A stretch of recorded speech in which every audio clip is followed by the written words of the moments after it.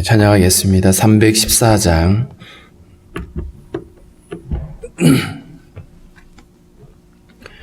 (314장입니다)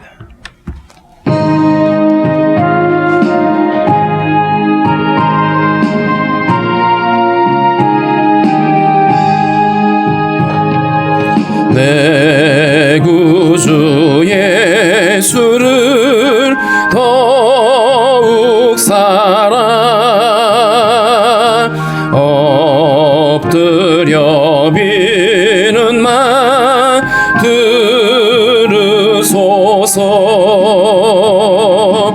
내 진정 소원이 내 구주 예수를 더욱 사랑 더욱 사랑.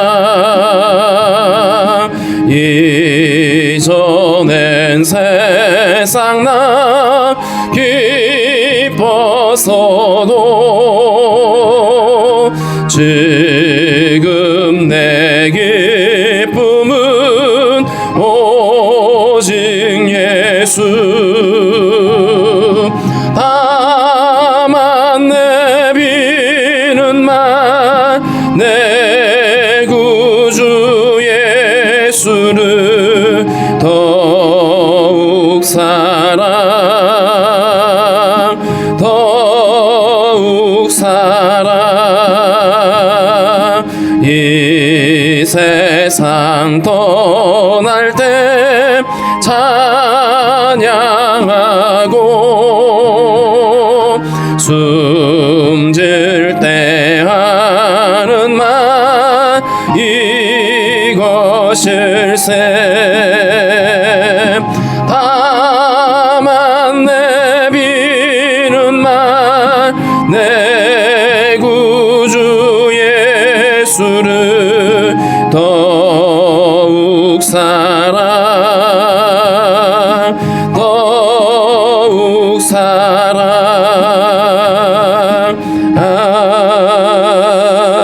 아멘.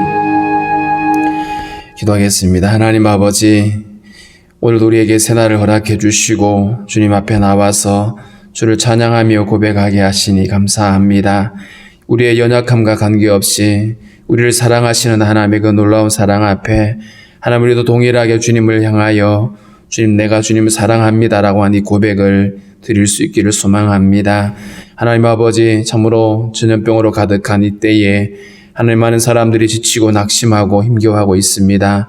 하나님의 긍휼하심을 다하여 주셔서 하나님 아버지, 이 환난의 날에 더욱 주님을 찾고 구할 수 있는 저희들이 되게 하여 주옵소서. 오늘도 하나님 앞에 나와 하나님 간구하는 우리의 모든 소원들 주님께서 기억하여 주시고 주님의 선하심으로 응답하여 주시기를 원하고 기도합니다. 성도들이 간절히 간구하며 하나님 계획하는 모든 일들이 주 안에서 형통할 수 있도록 주님 도우시며 함께하여 주옵소서. 주님, 때로는 우리가 무엇을 해야 할지 어디로 가야 할지 알지 못할 때가 있습니다. 우리에게 지혜를 주셔서 마땅히 행할 바를 깨달아 알게 하시고 우리의 걸음들을 인도하여 주옵소서. 오늘도 하나님 아버지, 나라에 부름받은 형제들 하나님 맡은 사명 잘 감당할 수 있도록 지켜주시고 모든 위험과 어려움으로부터 지켜주셔서 안전케 하여 주시기를 원합니다. 하나님, 오늘도 우리에게 주신 말씀 우리가 잘 이해할 수 있도록 주께서 우리에게 듣는 길을 허락하여 주옵소서. 예수님의 이름으로 기도하옵나이다. 아멘. 315장 찬양하겠습니다. 315장.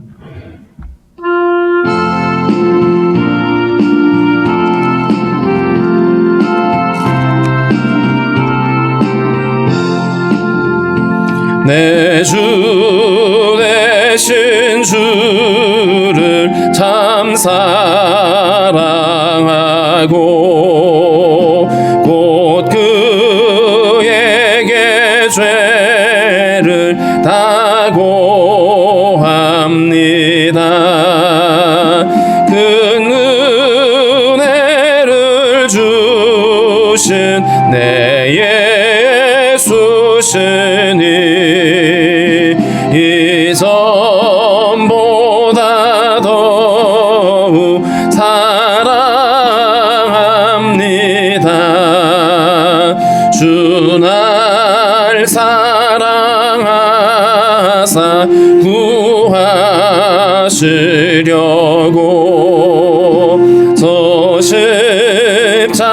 나가고 난 당하셨도다.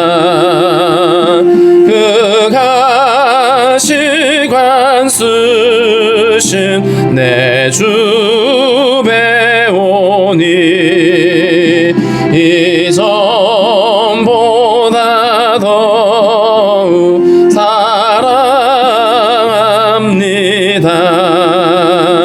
내 평생에 힘쓸 그 큰 의무는 주 예수의 덕을 늘 기림이라.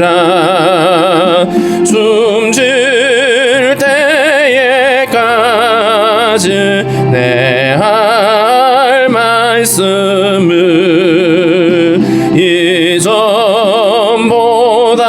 더욱 사랑합니다. 그 영광의 나라 나 들어가서 그 풍성한 은혜 늘 감사리.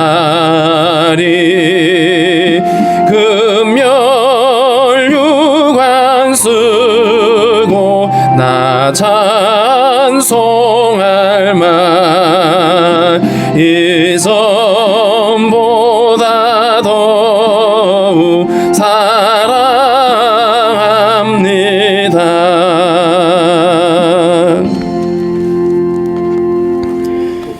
요한복음 21장 15절부터 함께 읽도록 하겠습니다.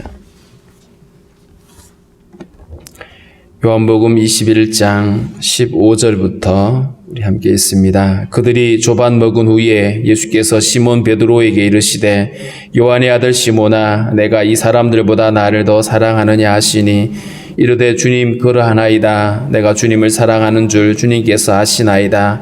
이르시되 내 어린 양을 먹이라 하시고 또 두 번째 이르시되 요한의 아들 시몬아 내가 나를 사랑하느냐 하시니 이르되 주님 그러하나이다. 내가 주님을 사랑하는 줄 주님께서 아시나이다. 이르시되 내 양을 치라 하시고 세 번째 이르시되 요한의 아들 시몬아 내가 나를 사랑하느냐 하시니 주께서 세 번째 내가 사랑하느냐 하심으로 베드로가 근심하여 이르되 주님 모든 것을 아시오매 내가 주님을 사랑하는 줄을 주님께서 아시나이다. 예수께서 이르시되 내 양을 먹이라. 내가 진실로 진실로 내게 이르노니 내가 젊어서는 스스로 띠띠고 원하는 곳으로 다녔거니와 늙어서는 내 팔을 벌리리니 남이 내게 띠띠우고 원하지 아니한 곳으로 데려가리라. 이 말씀을 하심은 베드로가 어떠한 죽음으로 하나님께 영광을 돌릴 것을 가리키심이로라. 이 말씀을 하시고 베드로에게 이르시되 나를 따르라 하시니 베드로가 돌이켜 예수께서 사랑하시는 그 제자가 따르는 것을 보니 그는 만찬석에서 예수의 품에 의지하여 주님을 파는 자가 누구 오니까 묻던 자더라.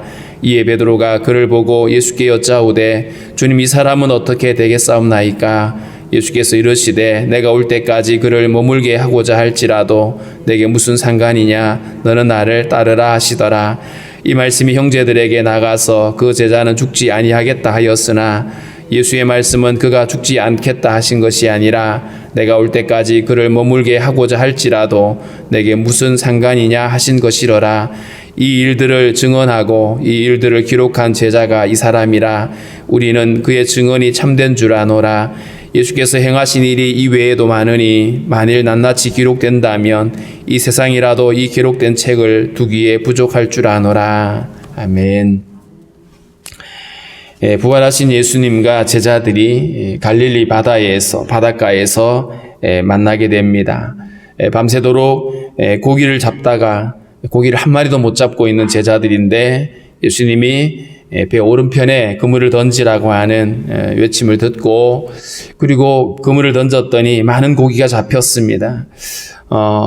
그 날이 아직 밝지 않는 고로 베드로는 처음에 말씀하시는 이가 누군지 모르고 있다가 예수님의 말씀과 또 그 옆에 있던 요한의 이야기를 듣고 그분이 주님인 것을 알게 되고, 그래서 배에서 뛰어내려서 수영을 해가지고 예수님께로 왔습니다. 왔더니 예수님이 숯불을 피워놓고 그 위에 생선을 굽고 계셨죠. 떡을 준비해 놓으시고 제자들에게 와서 조반을 먹어라.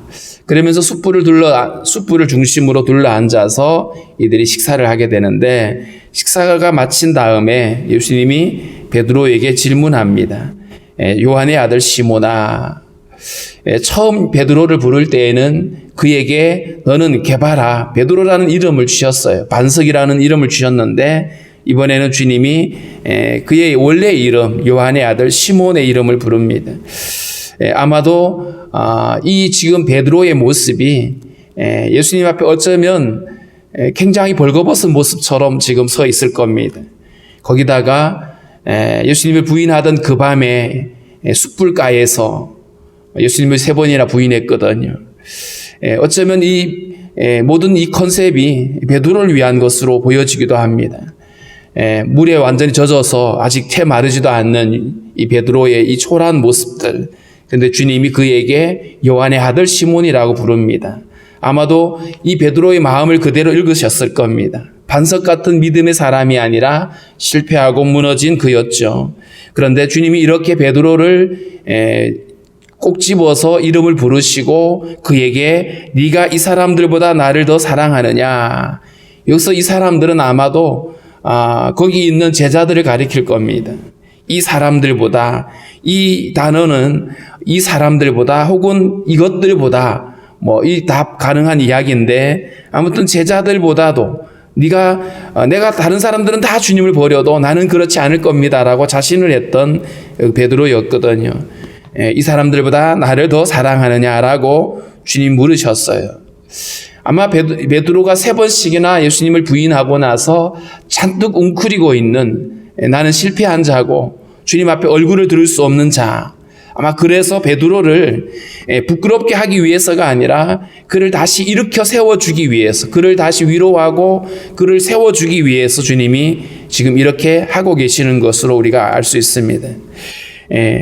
다른 사람들보다 네가 나를 더 사랑하느냐.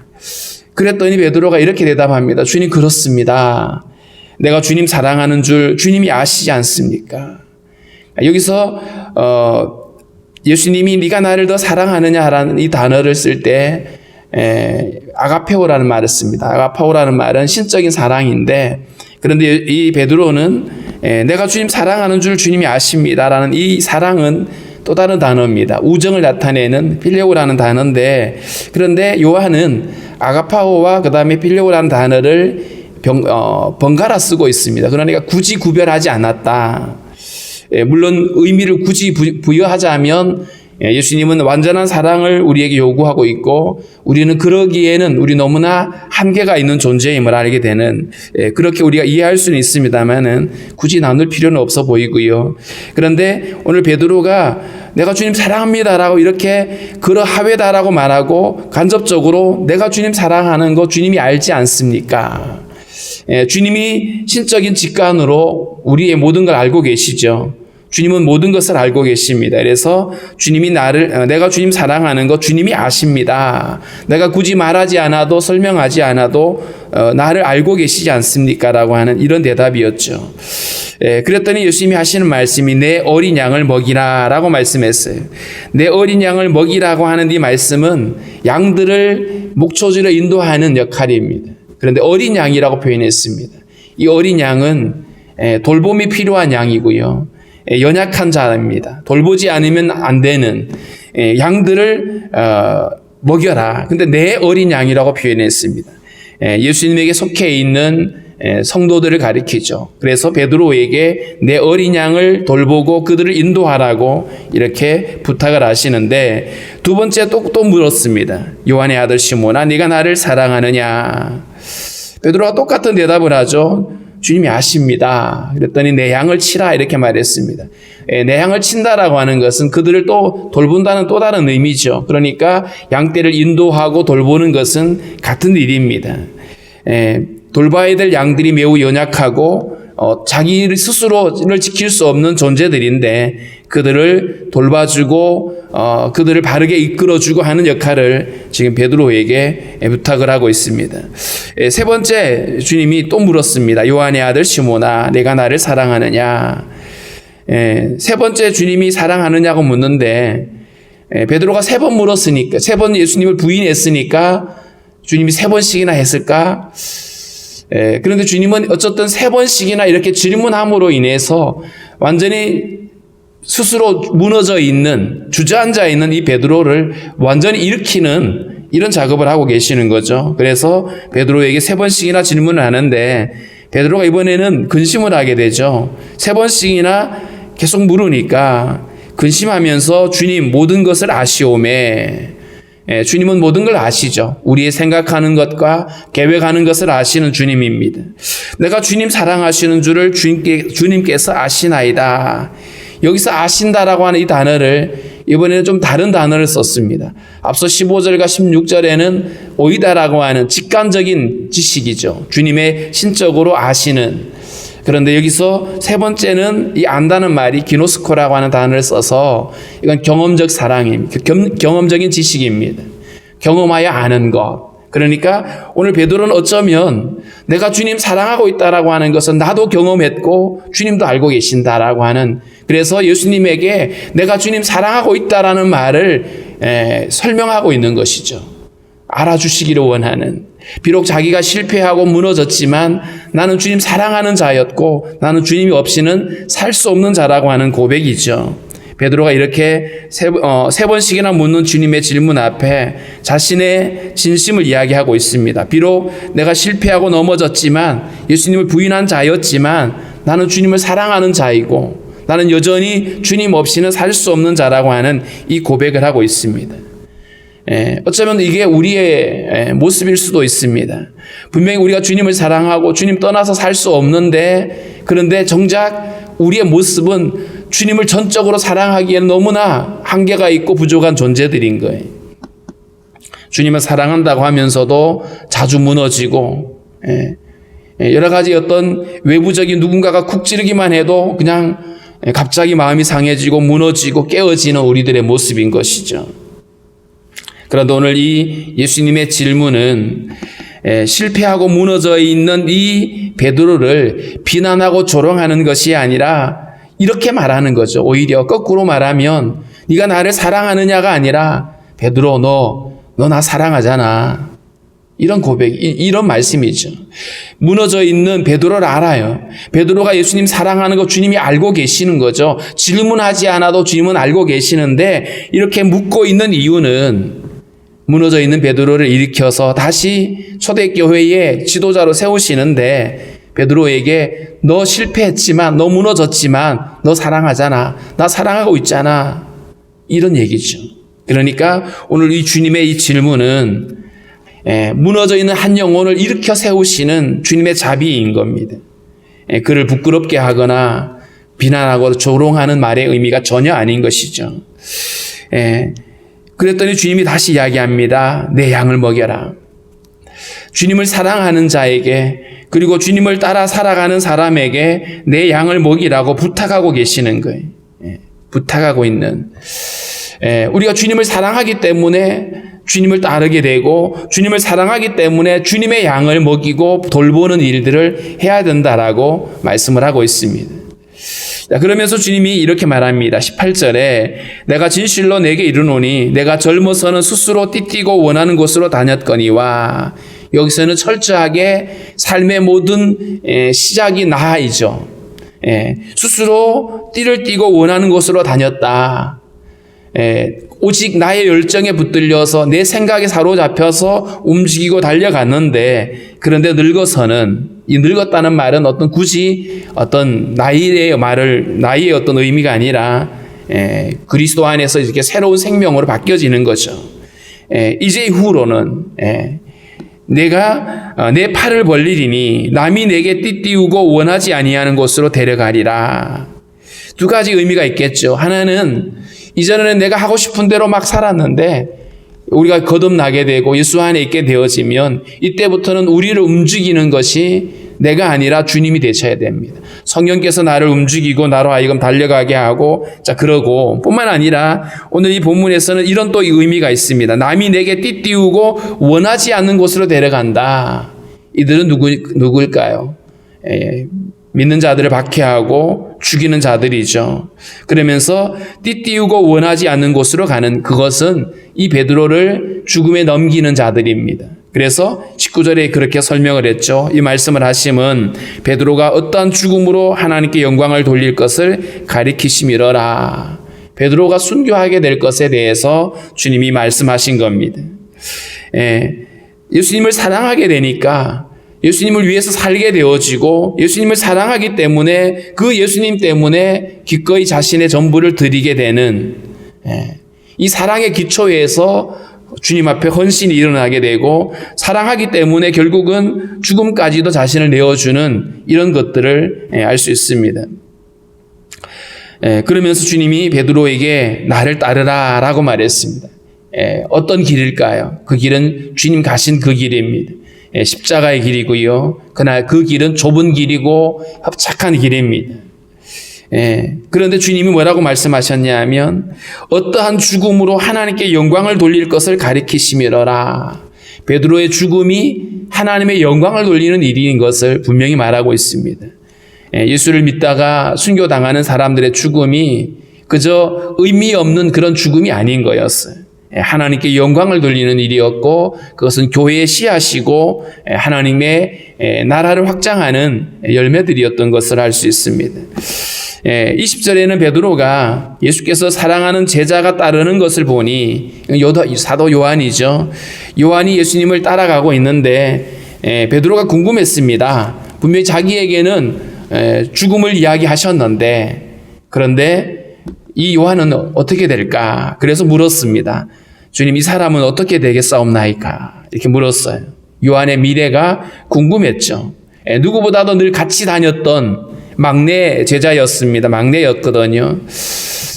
그런데 요한이 궁금해갖고 물었는데 주님은 오히려 이렇게 말합니다. 내가 올 때까지 그를 머물게 하고자 할지라도 내게 무슨 상관이냐? 너는 나를 따르라. 좀 주님은 어떻게 보면 굉장히 단호하셨죠. 이 말씀의 의미는 우리가 주님을 따라가는 그 길에 있어서 내가 주님을 집중해야지 다른 사람을 집중할 일이 아니라는 거예요. 다른 사람은 어떻게 하는데, 다른 사람은 저러는데, 비교해서 내가 좀 더 낫거나 아니면 비교해서 내가 좀 더 처지거나 이래가지고 열등감을 갖든지 교만함을 갖든지 하는 이런 일들은 결코 원하지 않는 일인 거죠, 주님이. 그러니까 주님이 우리에게 하시는 말씀은 주님을 따라가는 성도들이라면 우리가 주목할 것은 예수님이라는 거예요. 다른 사람과 비교하지 말고 다른 사람들보다 앞서간다고 교만하지도 말고 뒤처있다고 절망하지도 말고 그러니까 오직 주님만 바라보고 가자는 거예요. 그래서 너는 나를 따르라. 주님이 이렇게 말씀을 했는데 베드로는 잘못 들었어요. 나가서 다른 제자들에게 요한은 안 죽는데 이렇게 말한 거죠. 그런데 죽지 않는다는 말이 아니라 내가 올 때까지 그를 머물게 한다고 하더라도 주님의 주권이지 네가 무슨 관계가 있느냐. 자기 몫의 십자가에 그냥 집중하라고 하시는 이런 말씀이었습니다. 이제 말씀을 정리하면서 24절에 이렇게 말하죠. 이 일들을 증언하고 이 일들을 기록한 제자가 이 사람이라. 지금 요한은 자기 이름을 쓰지 않고 계속해서 예수를 사랑하는 제자 혹은 이 사람 이렇게 쓰고 있어요. 그러니까 자기가 이 요한복음을 기록하고 나서 마지막으로 사인을 하고 있는 거예요. 내가 이 말씀을 기록했는데 이 말씀은 내가 친히 경험하고 증언하는 것이다. 그러므로 이 기록들은 참이라고 사인을 하고 있습니다. 마치 우리가 자기소개를 쓰고 내가 이것을 확인합니다 라고 그런 것처럼 얘기하는 것이죠. 25절에는 예수께서 행하신 일이 이 외에도 많으니 앞서 20장에서도 주님께서 행하신 기적들이 많이 있는데 오직 이것을 기록하는 이유는 예수께서 하나님의 아들이시고 우리를 위해서 오신 그리스도임을 사람들이 믿게 하기 위해서 기록했노라고 이야기를 했는데 오늘 25절에서는 예수님께서 행하신 이 일들이 이 외에도 많다. 만일 내가 이걸 다 기록했다라면 아마 이 세상이라도 기록된 책을 2개 모자랐을 거다. 다소 가장법이긴 하지만 예수님에게 할 말이 너무 많은 것이죠. 예수께서 그리스도이신 것을 사람들에게 증명하고 싶어 했던 요한의 모습을 볼 수가 있습니다. 무엇보다도 오늘 이 말씀을 보면 무너져 있고 실패하고 그 예수님 앞에 정말 초라한 모습으로 서 있는 이 베드로를 주님 다시 일으켜 세우셔서, 그래서 이때부터 베드로는 다시 예수님이 승천하신 이후에 초대교회의 지도자로서 당당하게 그 일들을 감당하게 되죠. 만약에 오늘 이 기록이 없었더라면, 그래서 모든 복음서들이 기록하는 것처럼 베드로가 3번씩이나 예수님 부인한 사건으로 끝내버렸다라면 사도행전으로 들어가서 초대교회의 지도자로서 일하는 모습이 뭔가 어색했을 겁니다.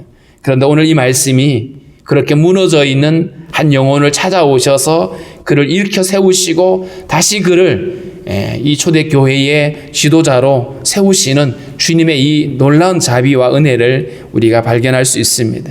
주님은 이처럼 세밀하게 한 영혼 한 영혼에 대해서 관심이 있으신 거죠. 주님을 알지 못하고 주저앉아 있는 한 영혼을 구원하기 위해서 당신의 백성들을 감옥까지 집어넣으시는 사도행전 16장에 있는 이야기처럼, 그 간수는 늘 그 지하의 깊은 무덤 감옥 속에 제수를 지키지만 사실 그 사람도 거의 제수 수준이죠. 감옥에서 늘 제수를 지켜야 되는 그 사람에게 복음 전하려고 주님은 억울하게 사도 바울이 매를 맞고 거기 감옥에 갇히도록 하시는 거거든요. 한 영혼을 구원하기 위한 주님의 열심과 관심이 그러한 거고, 오늘 본문에 있는 이 베드로, 그냥 내버려 두면 제풀에 죽어서 할 수 있는 것이 아무도 것도 없을 것 같은 이 베드로에게 주님은 여전히 네가 나를 사랑하지 않냐라고 다시 그를 일으켜 세우시고 그를 다시 주님의 양떼들을 돌보는 자로 세우시는 이 주님의 놀라운 은혜를 알 수가 있습니다. 우리가 살아가다 보면 우리도 넘어지고 실패하고 주저앉습니다. 이럴 때 우리에게 필요한 것은 주님의 위로가 필요하고 다시 한번 내가 주님을 얼마나 사랑하고 있는지 우리로 하여금 확인하게 하시는 주님의 은혜가 필요합니다. 그래서 오늘 그렇게 기도했으면 좋겠습니다. 주저앉아 있는 우리들에게 혹은 어떤 성도들에게 주님 찾아가 주셔서 다시 한번 믿음을 일으켜 세워주시고 그들로 하여금 다시 일어나서 주님 따를 수 있게 해달라고 우리 그렇게 기도하겠습니다.